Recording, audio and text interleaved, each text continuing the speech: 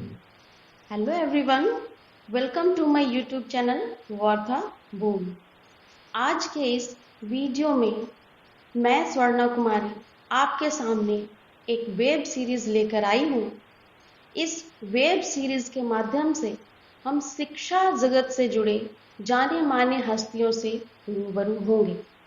ऐसी हस्तियाँ जो हमारे लिए प्रेरणा के स्रोत होंगे, ऐसी हस्तियां जिन्होंने शिक्षा जगत में अपना महत्वपूर्ण योगदान दिया है।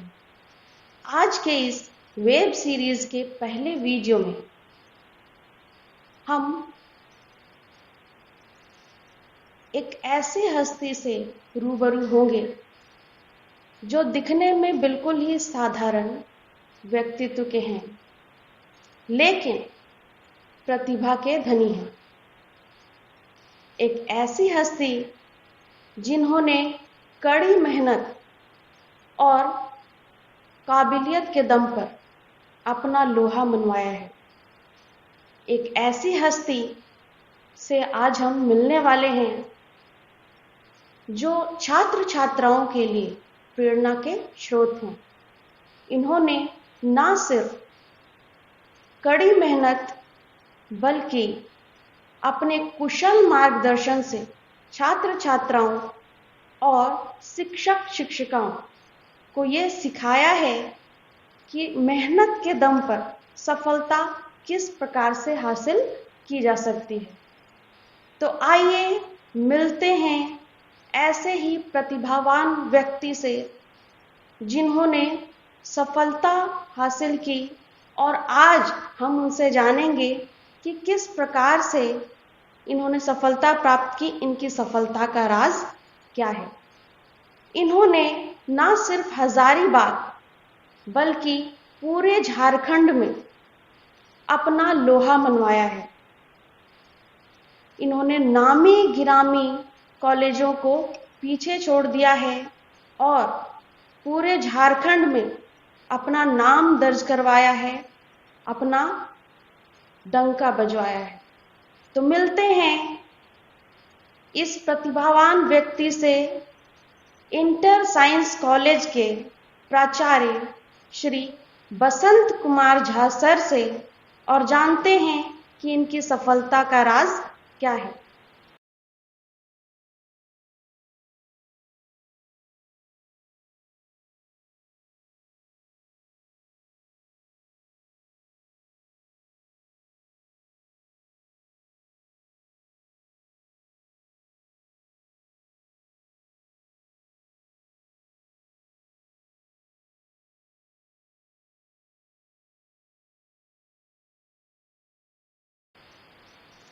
नमस्कार सर, आपका हमारे इस YouTube चैनल वार्ता बूम में बहुत बहुत स्वागत है। धन्यवाद सर, आज हम आपसे रूबरू हो रहे हैं। हम छात्र छात्राओं को ये बताना चाहते हैं कि शिक्षा जगत में आपने किस प्रकार से योगदान दिया। हम बातचीत का सिलसिला यहाँ से शुरू करते हैं। सर, हम ये जानना चाहते हैं कि आपका फैमिली बैकग्राउंड कैसा रहा है। मैं एक मध्यम वित्तीय स्थिति के परिवार से रहा हूं। हाँ, लेकिन शैक्षिक स्तर के आधार पर मैं जानता हूं कि 400 वर्ष पूर्व तक के भी जो हमारे पूर्वज हैं, वे भी महामहोपाध्याय, जो उस समय शिक्षा की उच्चतम डिग्री मानी जाती थी, महामहोपाध्याय थे। मतलब मेरे पैतृक और मातृक वंश में लगभग 400 वर्षों तक का जो जानकारी मुझे है, सभी लोग अति उच्च शिक्षित रहे। हाँ, वित्तीय उपार्जन के तरफ उनका ध्यान उतना नहीं रहा। और वो चीज अभी भी कहीं न कहीं मेरे में भी है कि आर्थिक दृष्टिकोण से सबल होना या आर्थिक दिखावे में जीना मुझे बहुत पसंद नहीं है अभी भी। जी सर, हम सभी जानते हैं कि आप बिल्कुल ही साधारण व्यक्तित्व के धनी हैं और हम जानना चाहते हैं और सभी जानना चाहते हैं कि आपकी स्कूलिंग और आपका कॉलेज कहाँ से शुरू हुआ। जैसा कि 70 के दशक में आप सभी जानते हैं कि पब्लिक स्कूल्स काफी कम होते थे, तो प्रारंभिक शिक्षा तो बिल्कुल सरकारी स्कूल में हुई, गांव के ही सरकारी स्कूल में हुई। और ऐसे जगह से हुई, ऐसे स्कूल से हुई जहां बेंच डेस्क भी नहीं होते थे, लोग अपने आसन खुद लेके जाते थे। हाँ, लेकिन उस समय एक बात थी कि पूरे कैंपस की साफ सफाई की जिम्मेवारी छात्र छात्राओं की होती थी। और यह बात मुझे अंदर तक सिखलाया और अभी भी हमको लगता है कि जहां हम रहते हैं, जहां हम पढ़ते हैं, वहां गंदगी फैलाने की जगह साफ सफाई स्वयं करना चाहिए। हाई स्कूल की पढ़ाई मेरी मधुबनी जिले, मिडिल स्कूल की पढ़ाई दरभंगा जिला, पैतृक गांव के ही स्कूल में, धर्मपुर उजान, लोहना रोड, दरभंगा में। उसके बाद जवाहर उच्च विद्यालय मधेपुर में, और उसके बाद मेरी शिक्षा हजारीबाग संत कोलंबा महाविद्यालय से और विनोबा भावे विश्वविद्यालय से स्नातकोत्तर की उपाधि तक हुई। उसके बाद जो मैंने व्याख्याता पात्रता परीक्षा 94 में पास किया, सरकारी सेवा में स्कूल में आए, उसके बाद बैंक में आए। स्कूल में मेरी पोस्टिंग प्रतापपुर में हुई और बैंक में मेरी पोस्टिंग गोविंदपुर धनबाद में हुई। कई कारणों से मैं उन सेवाओं में अपने आप को सुटेबल नहीं समझा और सेल्फ डिसिसिव प्रयास किया।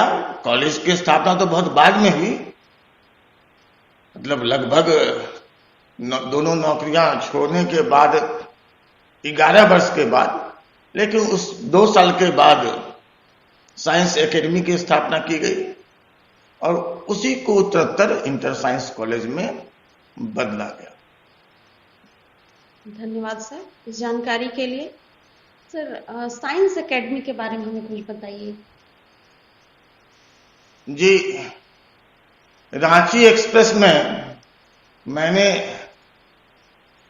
एक आर्टिकल लिखा था उसी जमाने में कि अगर किसी चीज को आप एक उंगली से हिट करते हैं तो उंगली टूटने का, उसमें दर्द होने का चांस ज्यादा है, लेकिन अगर 5 उंगली को जोड़ करके भूसे से मारते हैं तो सफलता ज्यादा संभव है।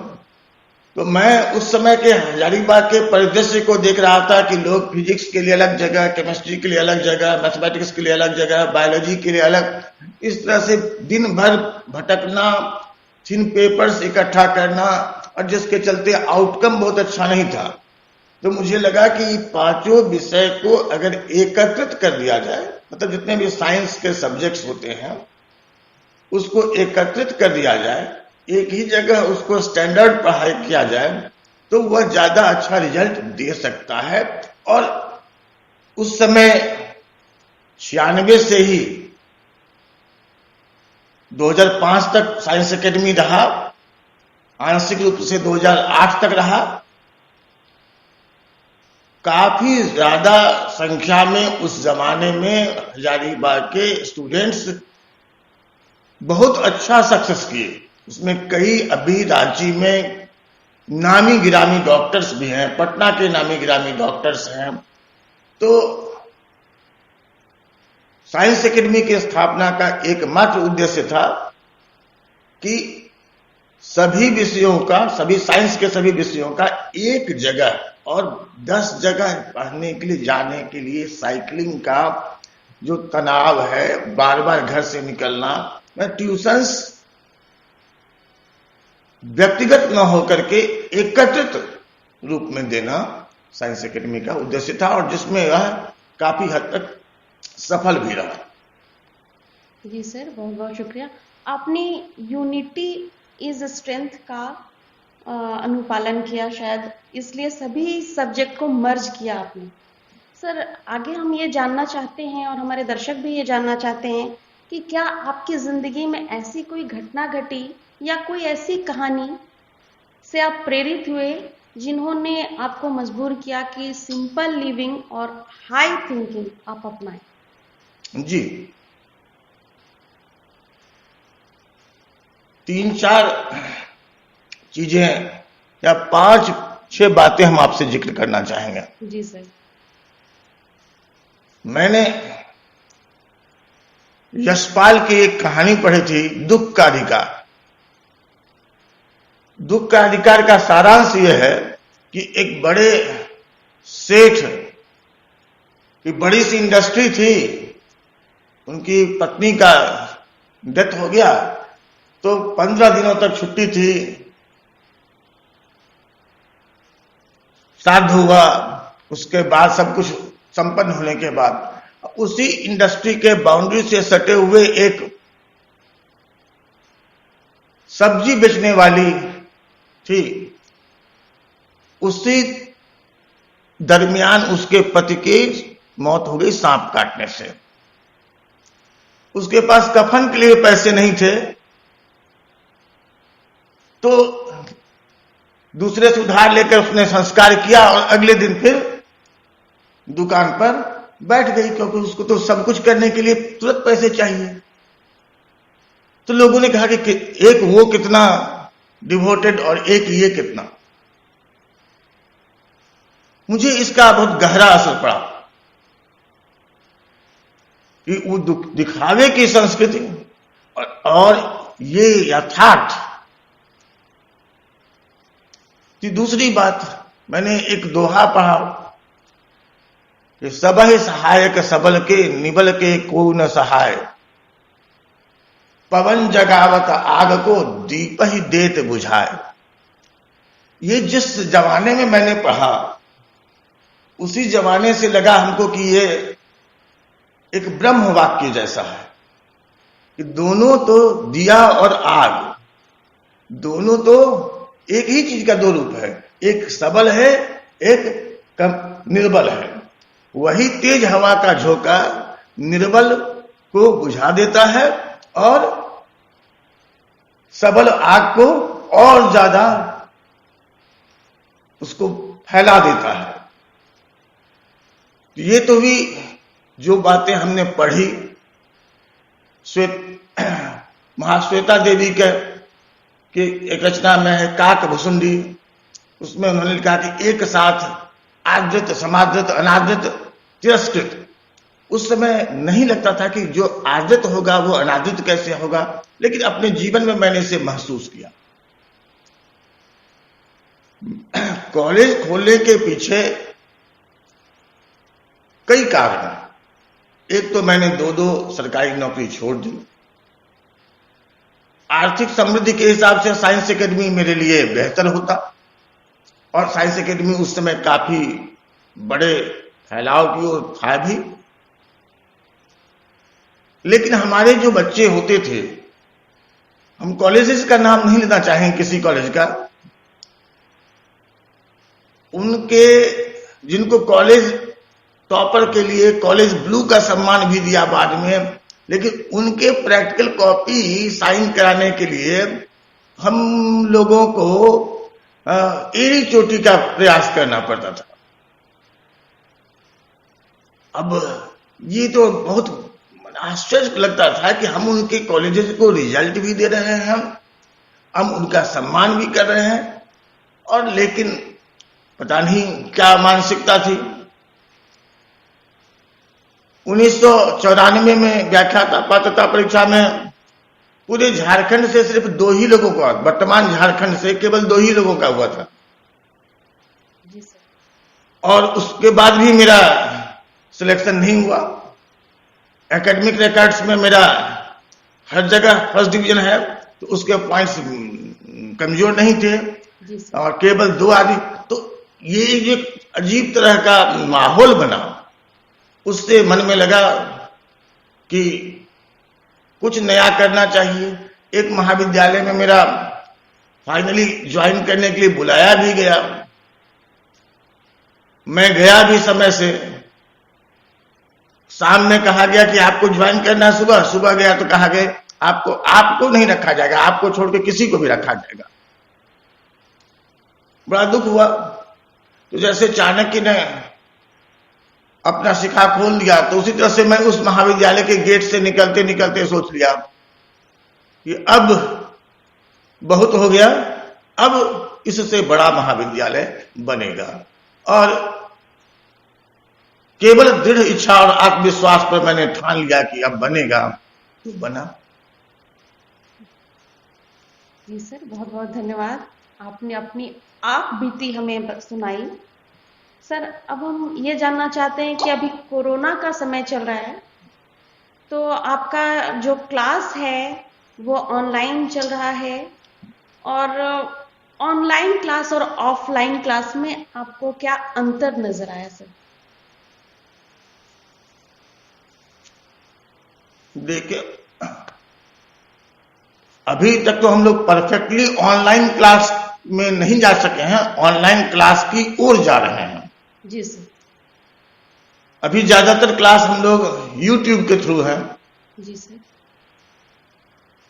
YouTube के थ्रू पढ़ाई, ठीक है, विद्यार्थी अभी उस पर ट्रेंड नहीं है या उनको वो हैबिट नहीं है, इसलिए लगता है। लेकिन हमको लगता है कि ये बेहतर है, क्योंकि वो अपनी इच्छा से उसको बार बार देख सकता है, बार बार सुन सकता है। और शिक्षकों के लिए ये बहुत कड़ा इम्तिहान है, क्योंकि उनको दुनिया का कोई भी देख सकता है। जब हम ट्यूशंस पढ़ाना सबसे आसान है, उसमें हमारे पास वही आते हैं जिनको हम अच्छे लगते हैं। कॉलेज में पढ़ाते समय उससे थोड़ा टफ है, क्योंकि वहां वो भी आते हैं जो हमको लाइक करते हैं, जो नहीं लाइक करते हैं। लेकिन YouTube के थ्रू पढ़ाने में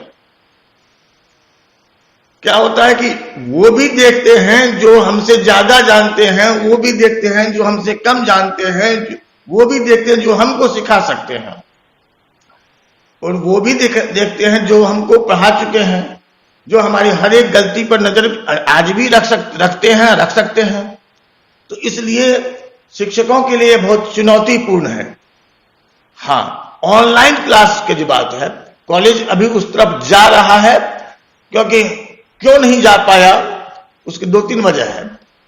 आप देख रहे हैं कि लॉकडाउन हमेशा बढ़ते जा रहा है, और हमारे जो छात्र छात्रा हैं वो केवल टाउनशिप के नहीं हैं। जो CBSE स्कूल्स के स्टूडेंट्स हैं, उन लोगों के क्या होता है कि अधिकांश स्टूडेंट्स उसी टाउन के। हमारे डाइवर्सिफाइड हैं, कुछ बेलतू चतरा के भी हैं, तो कुछ गिरिडीह के बेंगाबाद साइड के हैं, कुछ कोडरमा देहात के हैं, कुछ रामगढ़ के देहात के हैं। तो अगर जिस समय हम ऑनलाइन क्लास लेंगे उस समय सब जगह नेटवर्क अवेलेबल हो, ऐसा संभव नहीं भी हो सकता, हो भी सकता है। हम लोग उसके तरफ बढ़ रहे हैं, लेकिन चैप्टर्स को अभी हम लोग पहले YouTube के थ्रू और उसके पहले PDF दे करके हम लोग प्रयास कर रहे हैं।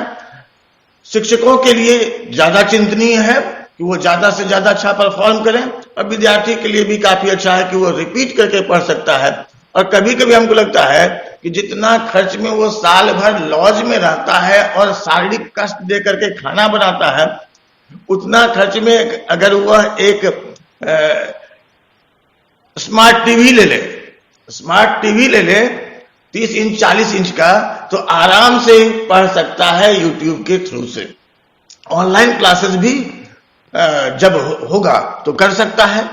और हम स्टूडेंट्स के साथ कोरिलेशन बनाए हुए हैं और कोशिश करेंगे जो रिलेशन है उसको और ज्यादा हम लोग 2-3 महीनों में और ज्यादा स्ट्रांग करें, डेवलप करें, क्योंकि मुझे नहीं लगता कि ये पेंडेमिक बहुत जल्दी खत्म होने वाला है। आप अभी भी सड़कों पर निकलिए, बाइक्स पर 15, 16 साल, 17 साल के बच्चे बिना मास्क, बिना कारण, बिना वजह घूम रहे होते हैं।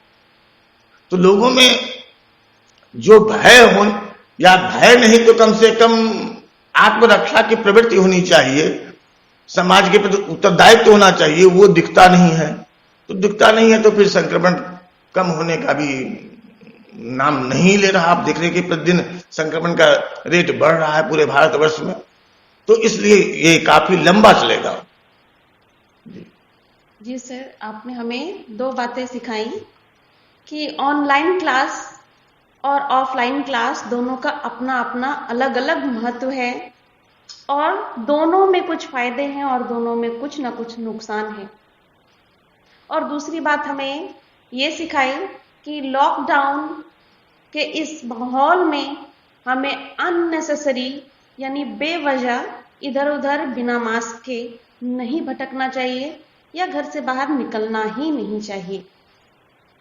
तो सर, जब लॉकडाउन की बात निकली है तो एक और बात हम आपसे जानना चाहेंगे कि आपको क्या लगता है कि स्कूल और कॉलेज कब तक खुलने की संभावना है? जी, मुझे तो लगता है कि अभी कई वर्षों तक ऐसा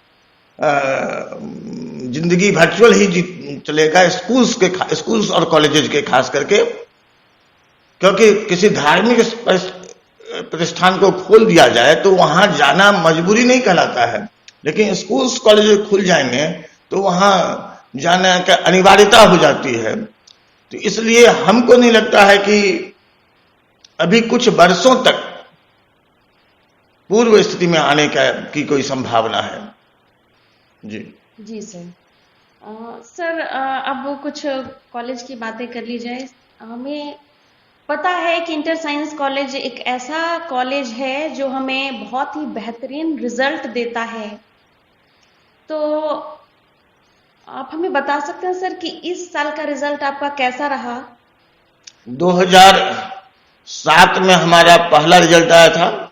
उस समय हम लोग डिस्ट्रिक्ट टॉपर में थे। जी सर। और डिस्ट्रिक्ट टॉपर में थे इसलिए महत्वपूर्ण है कि हजारीबाग वह शहर है, वह जिला है जहां संत कोलंबा महाविद्यालय जैसा प्रसिद्ध और प्राचीन महाविद्यालय है। 1911 से हम लोग स्टेट लिस्ट में आते रहे हैं और लगातार आए हैं। 15 में टॉप 10 में की सूची में जो 10 नाम थे, 10 में 7 हम लोग थे। और इस बार टॉप 10 की लिस्ट में 26 नाम है। एक पोजीशन पर कई स्टूडेंट्स हैं। 26 में से हम लोग 12 हैं और पहला और तीसरा स्थान को छोड़कर, मतलब दूसरा, चौथा, पांचवा, छठा, सातवां, आठवां, नौवां, 10वां, सभी स्थानों पर हमारे बच्चे हैं। और डिस्ट्रिक्ट में देखें तो टॉप 10 में जो टॉप 30 का जो सरकार लिस्ट बनाया है उसमें हम 27 हैं। जी सर, आपका ये रिजल्ट जो है कॉलेज का, यही हमारे छात्रों को प्रेरित करता है कि ज्यादा से ज्यादा छात्र जो हैं वो इंटर साइंस कॉलेज में एडमिशन लेना चाहते हैं और यहीं पढ़ना चाहते हैं। सर, अगला क्वेश्चन हम ये जानना चाहते हैं, अगला सवाल हमारा ये है कि किस प्रकार से छात्रों और शिक्षकों के बीच आप सामंजस्य स्थापित करते हैं और इतने बड़े कॉलेज को विकसित करने में अपना किस प्रकार का योगदान देते हैं? सोना जी। जी सर।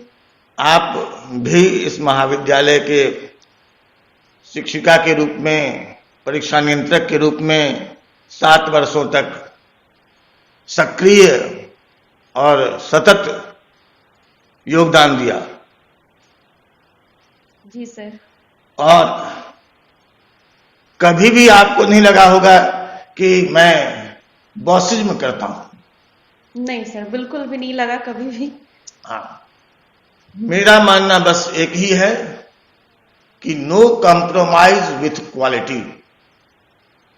क्वालिटी एजुकेशन जो दे सके वो सभी शिक्षक हमारे लिए अपने हैं, और मैं उनको हमेशा सहयोग करने का ही प्रयास करता रहा। हाँ, जो उसमें सक्षम नहीं है उन पर तो प्रशासनिक कार्रवाई करनी ही पड़ती है, और वो कई बार मुझे भी करना पड़ा। लेकिन छात्रों, शिक्षकों और शिक्षकेतर कर्मियों के लिए मैं 24 घंटे में कम से कम 14 घंटे काम करता हूं। 10 घंटे तो छात्र छात्रों के लिए क्लास पढ़ाई के लिए करता था 7 से 5, और 5 से लेकर 9 बजे तक कॉलेज के फाइल्स, शिक्षकेतर कर्मचारियों के वेतन वृद्धि इत्यादि काम करता था। इस बात को वो लोग जाने अनजाने जानते भी थे, और जब कोई आदमी सक्रियता से आपके लिए काम करता है तो आपके मन में उसके लिए अच्छे भाव रहते ही हैं। यही बात हमारे शिक्षकों पर भी लागू होता है, जो वर्तमान में हैं, जो पहले थे, आप भी रहे हैं। तो इसलिए हमारा शिक्षकों के साथ बॉसिज्म का कभी रिलेशन नहीं रहा। क्वालिटी के साथ कंप्रोमाइज न करते हुए ईमानदारी के साथ वो लगे रहते हैं। मैं उनके साथ हमेशा भावनात्मक रूप से भी बना रहता हूं। तो जैसा कि दर्शकों आपने देखा कि हमारे बसंत कुमार झा सर जो हैं, उन्होंने कभी भी अपने आप को बॉस नहीं समझा। एक साधारण व्यक्तित्व को हमेशा पकड़ कर रखे रहे। और हमने ये देखा, इन्होंने अभी कहा कि मैंने भी इस कॉलेज में अपना 7 वर्षों का योगदान दिया है, और मैं भी ये जानती हूँ कि जो हमारे सर हैं, बसंत सर, वो कभी भी खुद को बॉस या प्रिंसिपल या ऑनर नहीं समझते, बल्कि एक अच्छे कार्यकर्ता के रूप में हमेशा सजग रूप से कार्य करते रहते हैं। मैंने ये भी देखा कि अगर कॉलेज में कोई फंक्शन हुआ और हमारे कॉलेज के कैंपस में कुर्सियां बिखरी हैं, तो सर खुद को प्रिंसिपल ना समझते हुए कुर्सियों को समेटना शुरू कर देते हैं। और मैंने कभी इनको झाड़ू लगाते भी देखा है, और ये हमारे लिए एक प्रेरणा के स्रोत हैं, क्योंकि इतने ऊंचे पद में होने के बावजूद भी ये एक साधारण सी जिंदगी जीते हैं। इनका रहन सहन बिल्कुल ही पारिवारिक है, और बोल चाल में भी बिल्कुल शहद टपकता है, और हमारे लिए ये बिल्कुल ही प्रेरणा के स्रोत हैं। तो सर, नेक्स्ट हम आपसे ये जानना चाहते हैं कि न्यू एजुकेशन पॉलिसी 2020 यानी नई शिक्षा नीति जो अभी आई है, उसके बारे में आपकी क्या राय है? आप क्या विचार रखते हैं? जी, नई शिक्षा नीति, सबसे पहली बात तो ये पहली बार है जो भारतवर्ष के द्वारा सोची गई शिक्षा नीति। नहीं तो ब्रिटिश पद्धति जो थी उसी को मॉडिफाई किया जा रहा था। 1947 के आजादी के बाद शिक्षा मंत्रियों का एक लिस्ट अगर आप देखें तो आपको पता चल जाएगा कि शिक्षा को किस तरफ ले जाने का था। मैं किसी व्यक्ति विशेष का नाम नहीं लूंगा, लेकिन आप शिक्षा मंत्रियों के नाम को देख लें कि किस तरह से एक भगत सिंह जैसे देशभक्त को भी उग्रवादी कहा जाता है। तो वर्तमान शिक्षा नीति जो 2019 का जो आया है, जो 20 में प्रकाशित हुआ है, निश्चित रूप से देशी शिक्षा नीति है। और हमारा जो उसमें सेगमेंट है, उसमें मुझे इसलिए खुशी हो रही है कि जो हम लोग 9वां 10वां कमजोर स्टूडेंट जब आता था 11वां में तो बहुत क्लेश होती थी, और कई स्कूल्स में भी ऐसे पढ़ाया जाता है। स्वर्णा जी, आप देखेंगे एक बहुत ही सिंपल कंपाउंड है ब्लीचिंग पाउडर, अभी तो मार्केट में बहुत ज्यादा बिक भी रहा साफ सफाई के लिए। हाँ, बच्चों को पढ़ाया जाता है इसका फॉर्मूला CaOCl2, जबकि यहां होना चाहिए CaOCl ब्रैकेट के बाद फिर Cl, कैल्शियम हाइपोक्लोराइड। और विद्यार्थी की गलती नहीं है, शिक्षक ही उसको CaOCl2 ही लिखते हैं और वही कैल्शियम ऑक्सीक्लोराइड बता देते हैं। तो सारे के सारे जगहों पर नहीं, लेकिन 9वां 10वां में जो आधार बननी चाहिए, क्योंकि वो जो एज है एडोलेसेंस का, जिस समय स्टूडेंट या तो बनता है या बिगड़ता है, उस समय अगर आधार मजबूत हो तो आउटकम ज्यादा अच्छा होगा। इसलिए 9वां 10वां 11वां 12वां को एक साथ करना काफी स्वागत योग्य है। हाँ, लेकिन उससे से हम लोगों के यहाँ स्टूडेंट्स की संख्या अब 4 क्लास का हो जाएगा तो स्टूडेंट्स बढ़ेंगे। तो हमने और इस बार भी महसूस कर रहे हैं कि तमाम सीट वृद्धि के बाद भी छात्र छात्राओं की इतनी ज्यादा संख्या आ रही है कि हमने अब सोचा है कि हजारीबाग के किसी ग्रामीण इलाके में एक और महाविद्यालय शुरू किया जाए।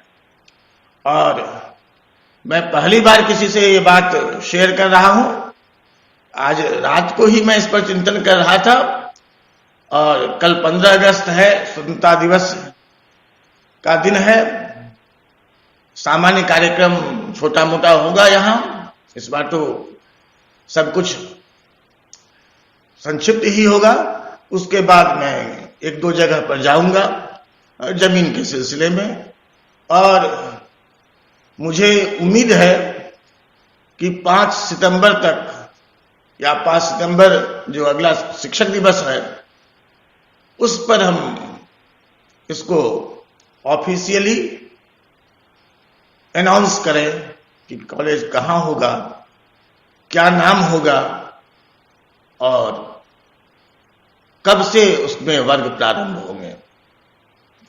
जी सर, आपने बहुत बड़ी बात कही कि 9वीं 10वीं 11वीं और 12वीं के छात्र अब नए शिक्षा नीति के तहत अच्छी शिक्षा प्राप्त कर पाएंगे। और सर ने हमें यह भी बताया कि इंटर साइंस कॉलेज छात्रों के हिसाब से अब छोटा पड़ने लगा है। छात्रों की संख्या, यहाँ पढ़ने वालों का क्रेज बढ़ता जा रहा है, और इसीलिए सर एक इंटर साइंस कॉलेज का दूसरा ब्रांच भी खोलने वाले हैं। ये जानकारी पाकर हमें और छात्र छात्राओं को काफी खुशी महसूस हुई होगी। सर, हम आगे आपसे ये जानना चाहते हैं कि कुछ ऐसे स्टूडेंट्स का नाम बताएं जो कि इस कॉलेज से पढ़े हैं और अच्छी सक्सेसफुल लाइफ जी रहे हैं अभी, और ऊंचे पदों में आसीन हैं। देखिए, हजारीबाग में इंटर साइंस कॉलेज की स्थापना 2005 में हुई, लेकिन इसका बीजारोपण 1996 में हुआ।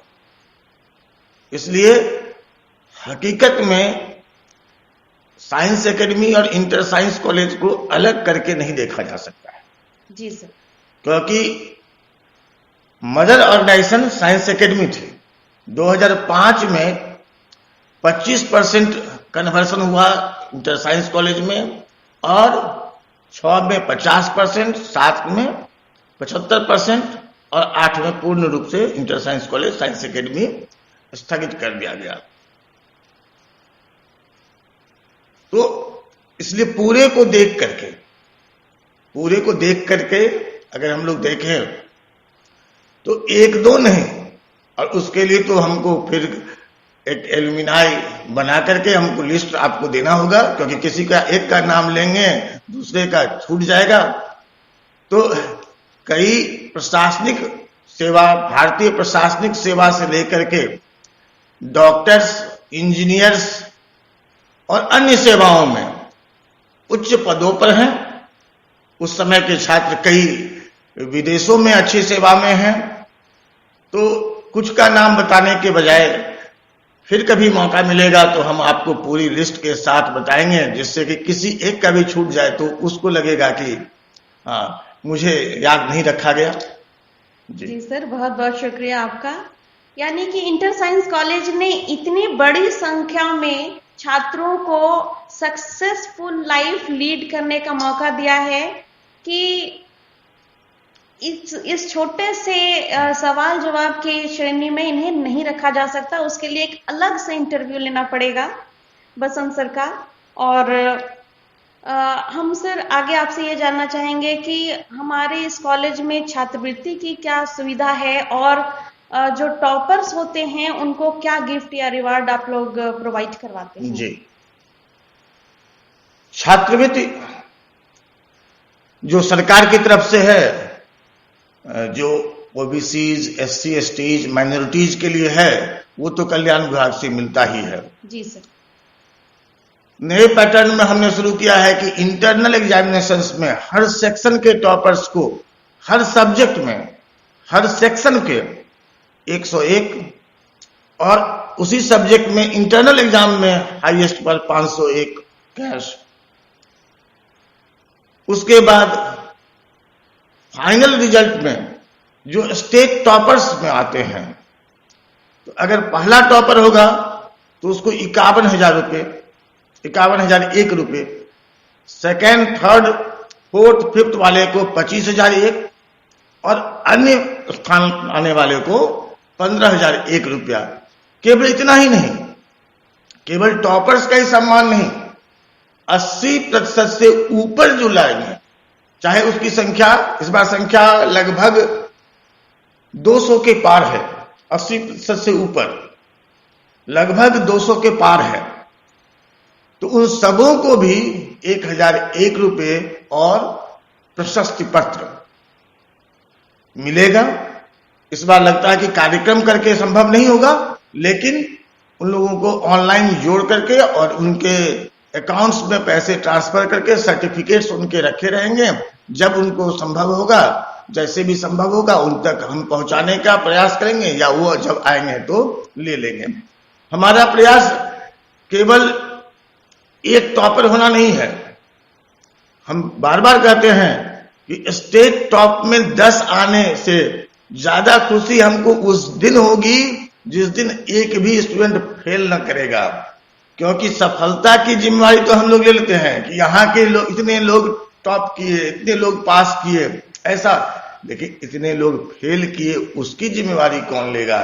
तो मैं कभी भी अनसक्सेसफुल या फेल्योर स्टूडेंट का को भी इग्नोर नहीं करना चाहता हूं।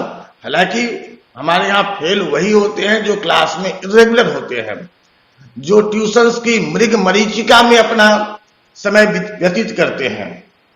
जो क्लास में रेगुलर हैं उनमें से कोई भी सेकेंड डिविजनर नहीं है, लेकिन जो है तो हमारे पास ये व्यवस्था होनी चाहिए और हमारे पद्धति में इस तरह का बदलाव होना चाहिए कि ट्यूशंस की तरफ स्टूडेंट्स जाए ही नहीं, या क्लास से वह डेविएट ही न करे। फिर भी हम उम्मीद करते हैं कि अगले 1-2 सालों में वो समय आएगा कि फेल करने वाले की संख्या हमारे संस्था में नगण्य हो जाएगी। जी सर, आपने बहुत बड़ी बात कही छात्रों के हित में कि ट्यूशन का ट्रेंड पूरी तरह से 1-2 सालों में खत्म कर दिया जाएगा। इंटर साइंस कॉलेज में पढ़ने वाले छात्र और छात्रा अगर रेगुलर क्लास करते हैं तो वो सेकेंड डिवीजन नहीं बल्कि फर्स्ट डिवीजन और टॉपर्स होते हैं। और हमारा कॉलेज ना सिर्फ टॉपर्स की तरफ ध्यान देता है, बल्कि हमें तब ज्यादा खुशी होगी जब हमारे इस कॉलेज में जो फेल बच्चे हैं, जो क्लासेस नहीं करते, उनकी संख्या 0 हो जाएगी। तो सर, इस कार्यक्रम में एक अंतिम सवाल, और वो ये सवाल है कि क्या आप छात्रों को और अभिभावकों को, टीचर्स को कुछ संदेश देना चाहते हैं? जी, यह समय जो है वो ईमानदारी की है। जी सर। 100% ईमानदारी की है। अभी विद्यार्थी को परीक्षा जैसे वहां से देना है जहां उसके पास किताब भी है, नोट्स भी है, तो उसको ईमानदारी बरतनी होगी कि वो उसका सहारा न ले।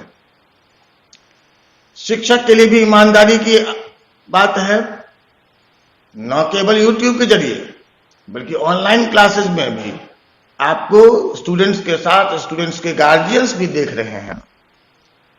अभिभावकों को भी आवश्यक है कि ईमानदारी, तो जैसा कि भारत के प्रधानमंत्री ने कहा कि यह समय जो है वह हर क्षेत्र में, हर विधा में ईमानदारी, और ये एक ऐसी शब्द है, जनरली लोग क्या होता था, जो कि सामाजिक बातें थी, बेईमान का मतलब वो जो आर्थिक बेईमानी करता है, बाकी बेईमानी को लोग बेईमानी नहीं समझते थे।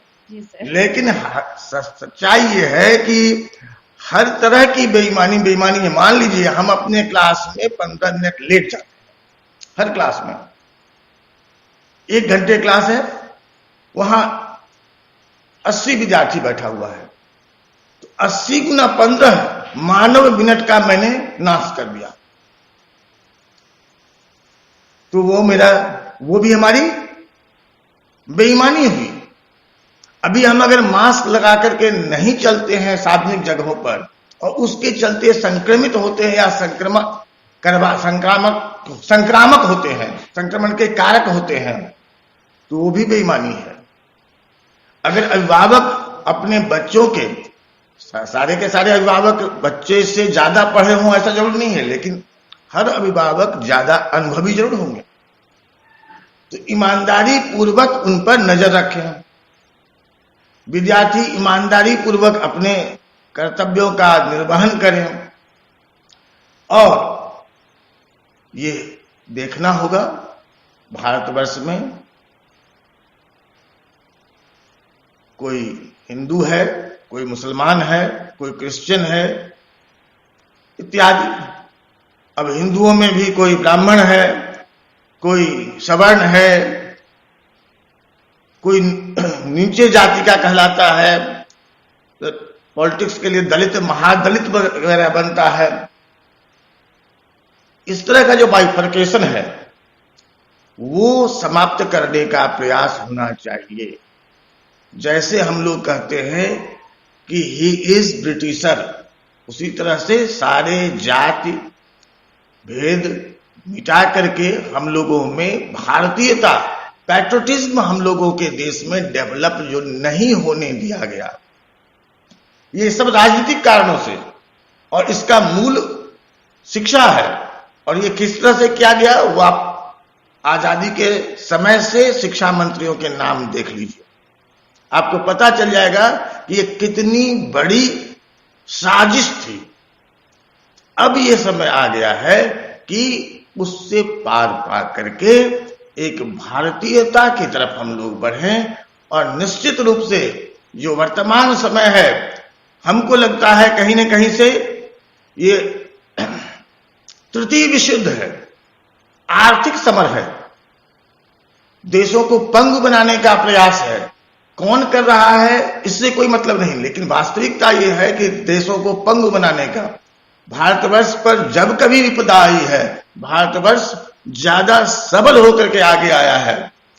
आप देखिए, जिस बिहार को कहा जाता था कि वहां झारखंड के विभाजन के बाद वहां कुछ नहीं रह जाएगा,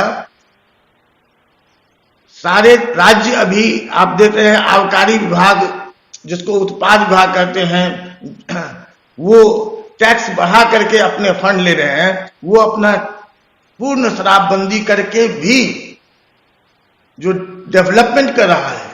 कुछ दिनों पहले आप देखे होंगे कि पटना में जिस तरह के फ्लाईओवर्स, तो फ्लाईओवर्स आप देख करके आपको लग जाएगा कि ये अंतर्राष्ट्रीय स्तर का है। तो जैसे आप आपदा आने पर, विपदा आने पर आगे वो बढ़ा है, उसी तरह से भारतवर्ष को भी इस विपदा से आगे निकलना होगा और सबल भारत बनकर के हम सबों को भारतीय बनने की तरफ प्रयास करना होगा। तो बसंत सर ने हमें आज ये बताया कि हमें ईमानदारी से अपना कर्तव्य निभाना चाहिए और एक अच्छे भारतीय होने का कर्तव्य निभाना चाहिए। तो आज का प्रोग्राम यहीं समाप्त होता है। बसंत सर, आपको बहुत बहुत धन्यवाद कि आपने अपना कीमती समय हमारे इस चैनल को दिया।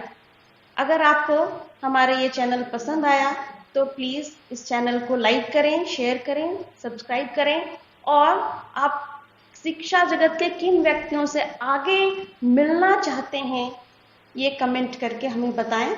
बहुत बहुत धन्यवाद।